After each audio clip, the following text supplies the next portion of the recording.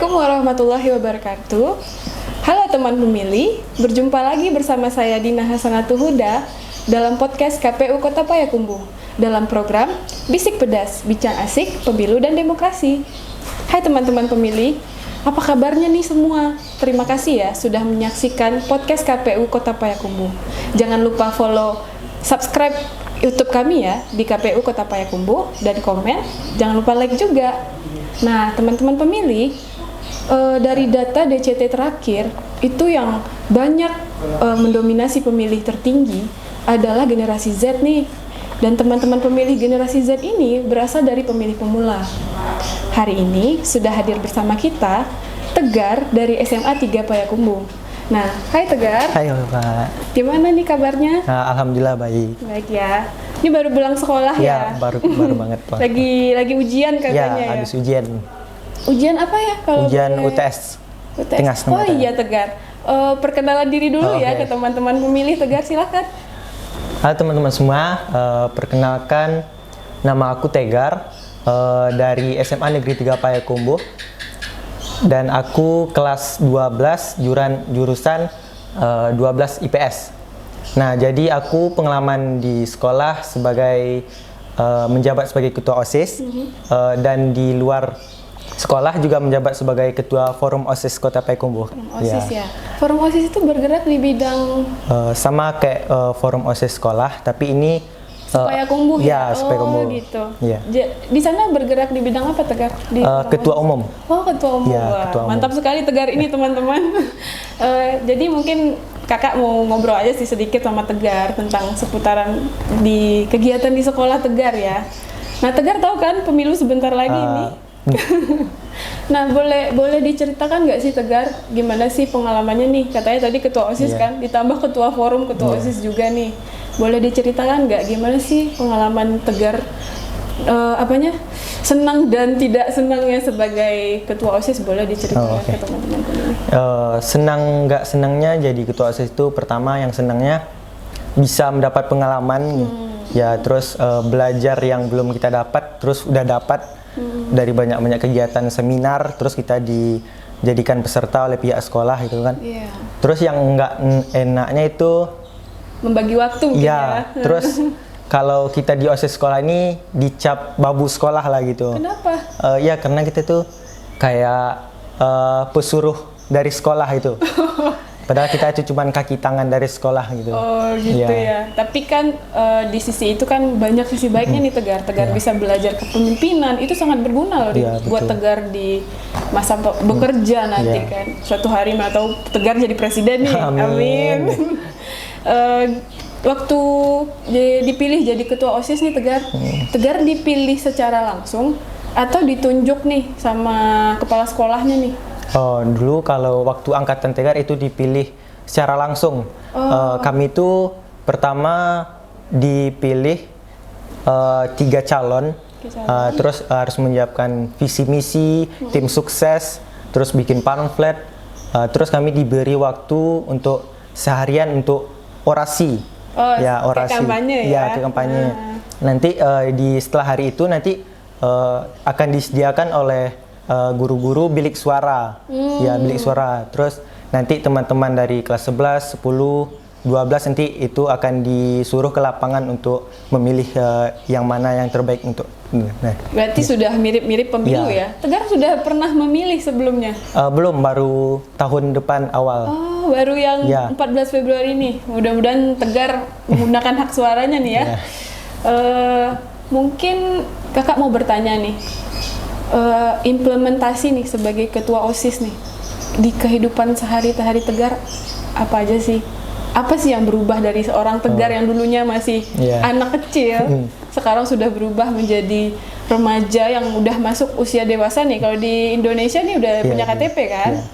Udah punya tanggung jawab juga yang besar memimpin suatu organisasi sekolah yang OSIS lagi kan, ditambah lagi sudah forum OSIS Payakumbuh ya? Iya, Payakumbuh. Nah, gimana sih implementasinya nih ke Tegar sendiri? Apa yang berubah dari seorang Tegar dari yang dulunya masih bocah SMP mungkin ya, yang main-main sekarang udah punya tanggung jawab besar, punya waktu ekstra di sekolah. Apa yang berubah dari hari-hari Tegar? waktu apa yang perubahan dari diri Tegar, pertama Tegar di SMP itu zaman COVID, nggak ngapa-ngapain, Sekolahnya sekolah online ya? Iya, sekolah online. Nanti libur 2 minggu langsung lulus gitu kan. Iya. Terus waktu udah SMA, ngecoba ngedaftar semua organisasi di sekolah. Terus di kelas 11 itu dapat tanggung jawab sebagai ketua OSIS. Yang Tegar dapat itu pertama yang dari nggak pandai ngapa-ngapain itu udah bisa. Pertama bagaimana cara memimpin suatu organisasi, memimpin rapat, terus dapat pengalaman baru lah itu, Kak. Iya. Itu sangat berguna sekali ya, Tegar. Pengalaman baru. Kakak udah di dunia kerja juga, jadi sangat berguna. Public speaking terutama, ketika kita berbicara di depan banyak orang, itu pasti ada sedikit rasa grogi kan? Iya, awal-awal grogi. Dan itu memang harus latihan. Nah, di seumuran Tegar nih, apa saja sih media yang bisa Tegar dapatkan nih tentang informasi kepemiluan ini? Tegar tahu pemilu dilaksanakan 14 Februari, itu boleh kasih tahu kakak nggak? Dari mana aja Tegar dapat informasi pemilu? Tegar dapat dari informasi itu pertama di televisi. Ya, karena ayah Tegar suka nonton berita-berita di TV One, terus gara-gara ayah Tegar nonton itu informasi-informasi pemilu tahun 2024 dari sana Tegar dapat. Kita mau ganti presiden juga. Ganti presiden.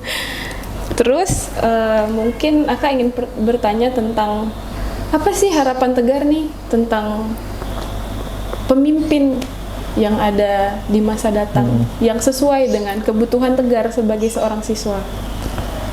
Harapan Tegar karena ini baru awal Tegar dan teman-teman Tegar memilih presiden, jadi kami harap itu agar nanti siapa yang menjadi presiden itu bisa menjadi seorang pemimpin yang baik dan memiliki jiwa pemuda yang bisa membawa generasi Z yang belum tahu apa-apa menjadi lebih tahu tentang dunia luar gitu.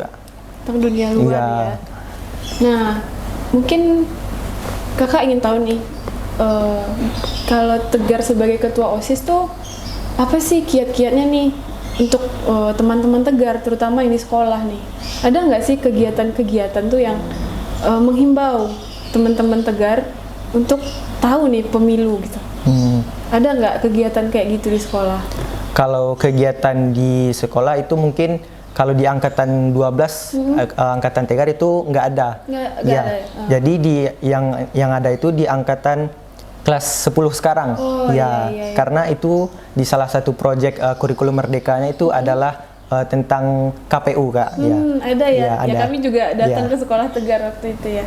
Tegar menghadiri acara tersebut yang dari KPU datang ke enggak. Oh, udah libur ya? Udah libur.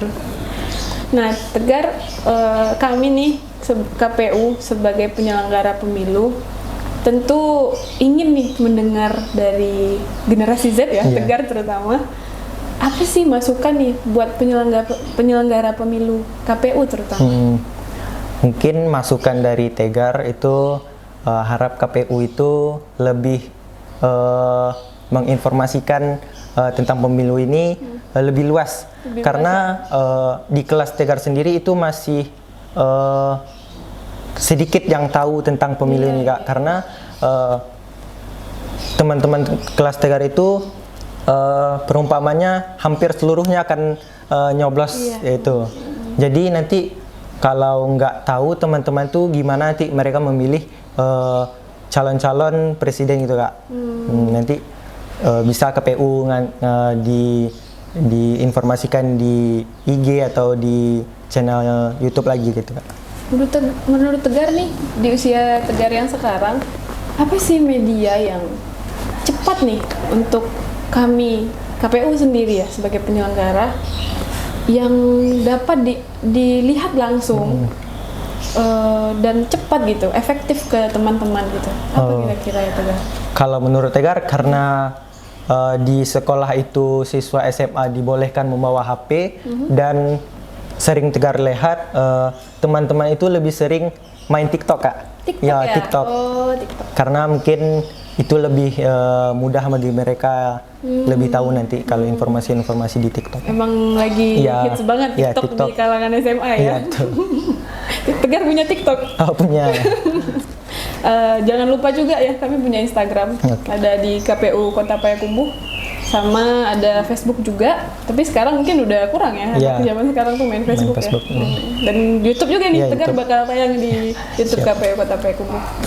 Nah, mungkin nih podcast kita kali ini kakak ingin dengar nih closing statement dari Tegar. Apa saja sih yang dari seluruhnya tuh, apa saja yang Tegar harapkan dari yang semua yang kita bicara tadi, apa yang Tegar harapkan dan inginkan mungkin dari pemimpin, dari KPU penyelenggara, apa saran dan kesan Tegar untuk teman-teman pemilih juga boleh. Silakan. Untuk dari Tegar sendiri itu agar nanti teman-teman bisa memilih presiden dan wakil presiden yang bisa dan mempunyai jiwa pemimpin yang tadi Kak. Terus nanti teman-teman tidak susah mengerti apa yang disampaikan oleh presiden, di mana nanti presiden itu menyampaikan. Terus nanti untuk teman-teman dan baru awal memilih itu nanti harus dipersiapkan lebih matang. Nah, ya. Terus untuk KPU, Tegar mengucapkan semangat untuk pemilu 2024 ini. Kami sebagai generasi Z juga mendukung semua yang akan dilaksanakan oleh KPU. Kak.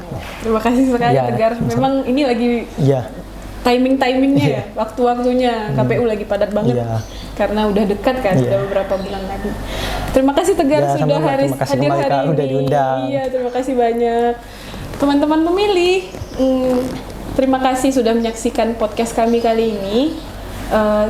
Jangan lupa follow Instagram KPU Kota Payakumbuh dan sosmed kami yang lainnya di sini ya. Dan jangan lupa like video ini, komen dan subscribe. Teman-teman pemilih jangan lupa ya, cek nama teman-teman pemilih di daftar pemilih tetap atau DPT. Bisa datang ke kelurahan langsung ataupun bisa dengan cek DPT online. Di situ teman-teman pemilih tinggal masukkan nomor NIK teman-teman dan di sana langsung keluar teman-teman memilih di kelurahan mana dan juga bisa dilihat TPS-nya TPS berapa. Nah, jika teman-teman pemilih berhalangan untuk hadir di TPS teman-teman pemilih bisa mengurus ke daftar pemilih tambahan. Tinggal hubungi saja PPS kelurahan terdekat. Nah, teman-teman pemilih, sekian podcast kali ini. Terima kasih. Sampai jumpa.